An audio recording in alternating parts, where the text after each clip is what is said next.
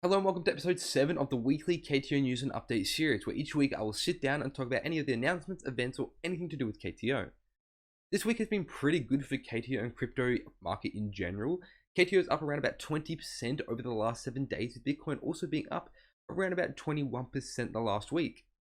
This is very exciting as we hopefully see a continuous uptrend throughout the next few months. But again, it is crypto and this can change very quickly, but fingers crossed it stays this way as Bitcoin finally has gone back over the 30k mark.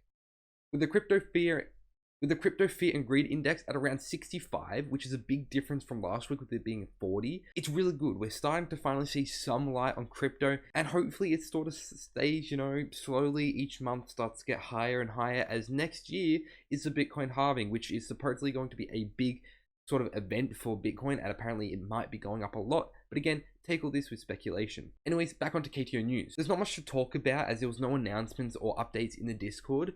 But do remember that there's currently a zero tax for both buyers and sellers, so if you have been meaning to pick up some more, now is probably the best time to buy, as there's no tax or the gas fees are pretty damn low. Many people have already taken advantage of this and filled up their bags even more, including myself. Don't forget that the public alpha testing of the exchange is still ongoing, so if you haven't tried that yet, I would highly recommend that you do, as it's a sort of way to get an early feel of how the exchange will look and feel. But a lot of it is subject to change with the feedback given by the community, so when you do potentially try the beta out in a couple more months around September, October time, it could look entirely different, or it could look a little bit more different with a little bit more different sort of design choices and stuff. Remember to join the Discord if you haven't, as it's a great way to connect with the community and ask any questions that you have.